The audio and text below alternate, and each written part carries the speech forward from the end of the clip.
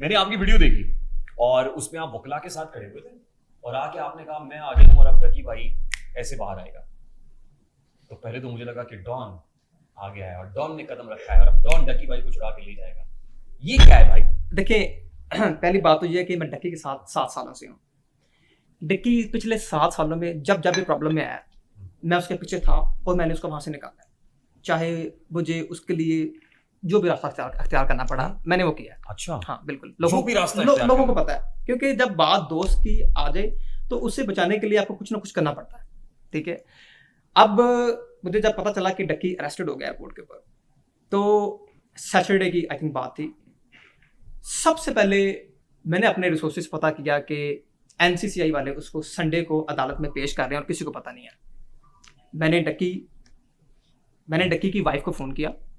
ठीक है, मैंने उसको कहा कि 2 से 3 घंटे बाद उसको कचहरी में पेश किया जाना है और मैंने अपने एक दोस्त से कांटेक्ट किया और मैंने जल्दी से एक वकील हमने किया, जैन कशी साहब, जो कि एफआई के बड़े एक्सपर्ट एक वकला है, उनको हमने ऑन बोर्ड लिया।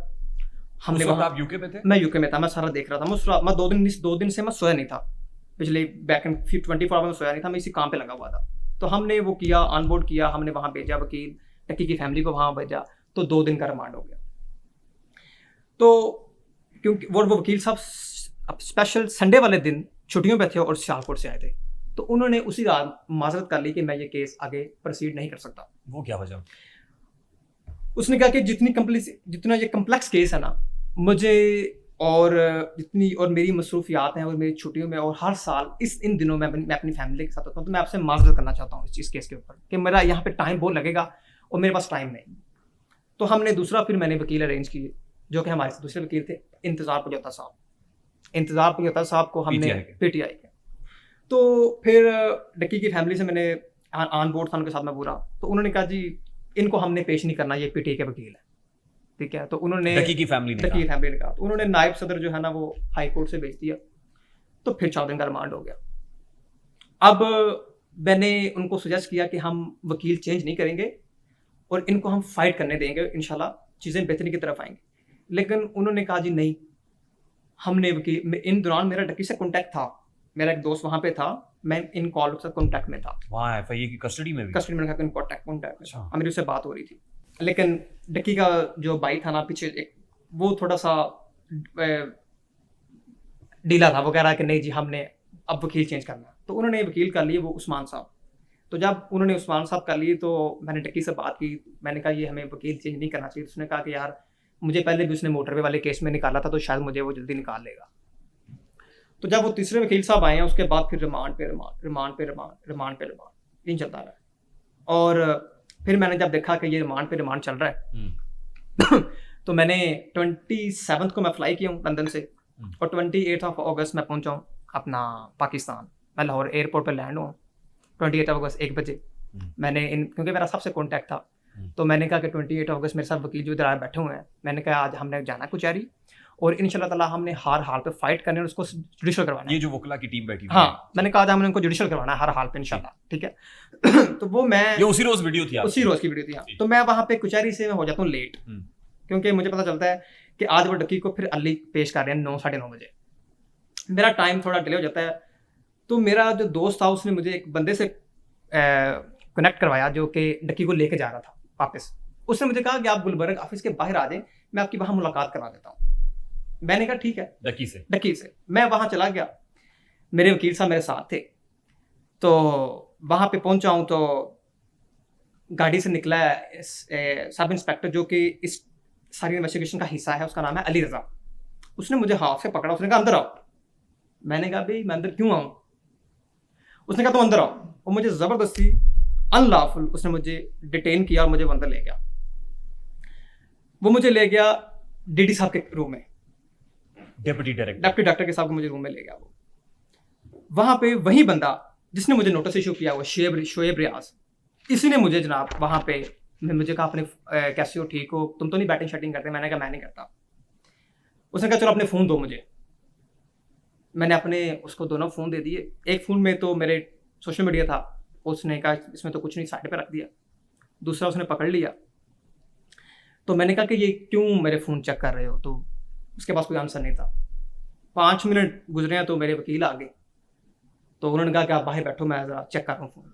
वो एक अनलॉफुल डिटेंशन थी और मेरे फ़ोन मुझसे चोरी किए गए एक किस्म के। उस वक्त नोटिस सर्व नहीं हुआ था? मुझे कुछ भी नहीं था मेरे खिलाफ, कोई इंक्वायरी कुछ भी नहीं था मेरे ऊपर। अच्छा। ठीक है, उसने सबसे पहला मुझसे सवाल पूछा कि ये रसीद किस चीज़ की है। मैंने उसको कहा ये पोस्ट ऑफिस की रसीद है यूके में।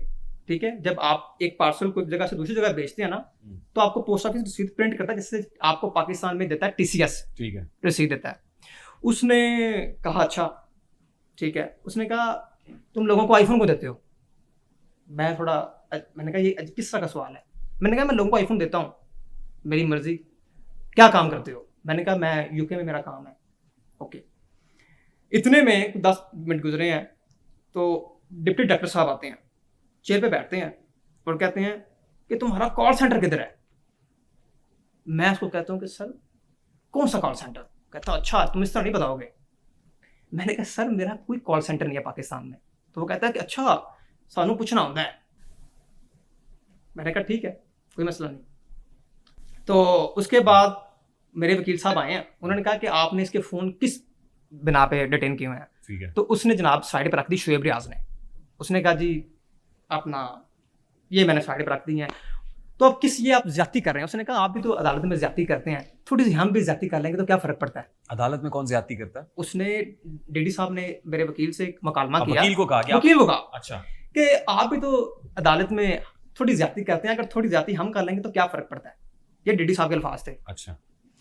एट क्लोजिंग उन्होंने कहा कि तुम जाओ, और वकील साहब को बाहर निकाला और एक पेपर पे मेरे दोनों फ़ोन्स के IMEI नंबर लिख के नीचे मेरे साइन ले लिए। मुझे कहा कि हम कल तुम्हें फ़ोन वापस कर देंगे। ठीक, कल तुम्हें फ़ोन वापस कर देंगे। और जाने से पहले डीडी साहब ने कहा कि यार ये लोग जो है ना, मैं तो समझता था कि बड़े क्रेडिबल लोग होंगे, लेकिन कोई नहीं है। ये मैंने उस डीडी साहब से रिक्वेस्ट की, आपके बारे में कहा? मेरे बारे में कहा। मैंने डीडी साहब से रिक्वेस्ट की कि सर एक मेरा फ़ोन वापस कर दें, सोशल मीडिया वाला जिसमें है ही कुछ नहीं, मुझे वापस कर दें। एक मेरा फ़ोन डिटेन कर लें, जो कि इलीगल आप कर लें, कोई मसला नहीं। ठीक। उसने कहा कि यार नहीं, मैंने दोनों ही रखने हैं। जब मैंने दूसरी रिक्वेस्ट की तो उसने मुझे ये अल्फाज कहे कि यार ये लोग जो है ना, मैं तो समझता था बड़े क्रेडिबल हैं, कि ये वो वहीं मेरी समझ में आता है ये लोग यानी जाहली हैं। तो मैंने उसको मुंह पे कहा कि सर आप मेरी इंसल्ट कर रहे हैं, ये बात कह के। इतने में वकील अंदर आ गए, मैं वहाँ से निकल गया और बाद में मेरे फ़ोन जो थे उनके पास रह गए। और मैंने वकील साहब बाहर हम आ गए, मैंने वहाँ पे एक वीडियो डाली कि मैं डकी के लिए आया हूँ। तो उससे अगले दिन जो है मेरे वकील साहब एज उनके जो कमेंट्स थे कि हम सुबह फ़ोन वापस करेंगे, मेरे वकील साहब वहाँ गए हैं। तो उनकी मुलाकात हुई है एडिशनल डायरेक्टर चौधरी सरफराज साहब से। उसने कहा, उसने सीधे अल्फाज देखें, एडिशनल डायरेक्टर साहब एक सीनियर हमारे ऑफिसर हैं, मैं उनकी इज्जत करता हूँ। जो नैरेटिव उन्होंने लिया है towards super betting apps, gambling, इस हद तक मैं उनको सपोर्ट करता हूँ कि ये एक अच्छा उनका मोमेंटम है इस तरफ। लेकिन 2-3 लोगों को, 4 लोगों को टारगेट करना और बाकी लोगों को छोड़ देना, ये मैं आपसे पूछता हूँ कि ये फेयर नहीं है। नहीं, किन सिलेक्टिव एहतसाब हाँ, बिल्कुल नहीं होना चाहिए। हाँ, देखिए, सिलेक्टिव हाँ, बिल्कुल नहीं होना चाहिए, अक्रॉस द बोर्ड हाँ, होना चाहिए। मैं इसमें आपको सपोर्ट हाँ, करता हूँ, बिल्कुल ठीक कह रहे हैं।